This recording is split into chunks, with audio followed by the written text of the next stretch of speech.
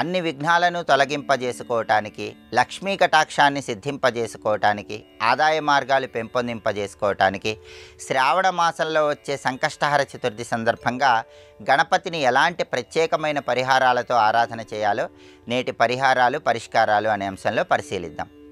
సంకష్టహర చతుర్థి శ్రావణ మాసంలో గురువారంతో కలిసి వచ్చింది కాబట్టి లక్ష్మీ కటాక్షాన్ని సిద్ధింపజేసుకోవటానికి, విఘ్నాల నుంచి సులభంగా బయటపడటానికి, కార్యసిద్ధికి గణపతిని ప్రత్యేకంగా పూజించాలి.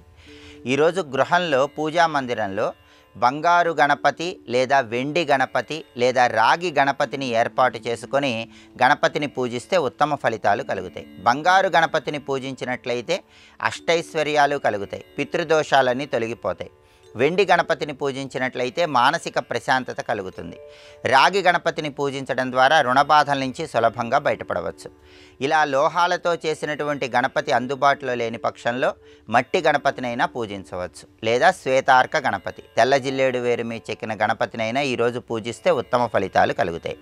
అయితే ఏ గణపతి రూపును ఏర్పాటు చేసుకున్నా శ్రావణ మాసంలో వచ్చే సంకష్టహర చతుర్థి కాబట్టి గణపతి దగ్గర జిల్లేడు ఒత్తులతో దీపారాధన చేయాలి. ప్రమిదలో కొబ్బరి నూనె పోసి జిల్లేడు ఒత్తులతో దీపారాధన చేసి ఆ తర్వాత గంధం రాసిన మారేడు దళాలతో గణపతిని పూజించాలి. అలా పూజించినట్లయితే గణపతి అనుగ్రహం ద్వారా ధనలాభాన్ని సిద్ధింపజేసుకోవచ్చు. అలాగే గణపతి సంపూర్ణమైన అనుగ్రహం కలిగి సకల శుభాలను సిద్ధింపజేసుకోవటానికి గణపతికి అటుకులు నైవేద్యంగా సమర్పించాలి. అలాగే ఆవు పాలతో చేసినటువంటి క్షీరాన్నాన్ని నివేదనగా సమర్పించాలి. ఇలా చేస్తే గణపతి సంపూర్ణమైన అనుగ్రహానికి సులభంగా పాత్రులు కావచ్చు.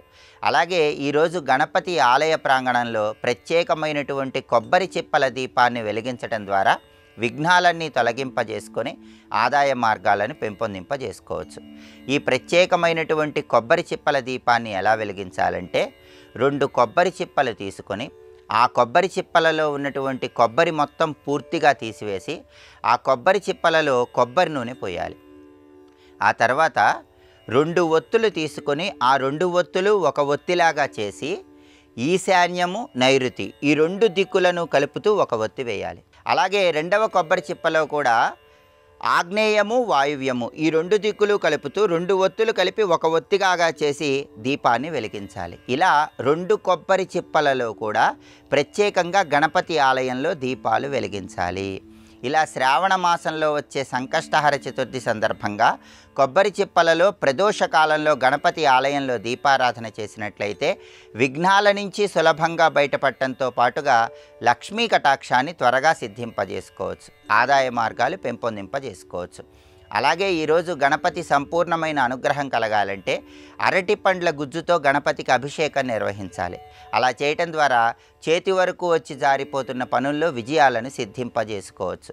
ఈ ప్రత్యేకమైన పరిహారాలు పాటించండి.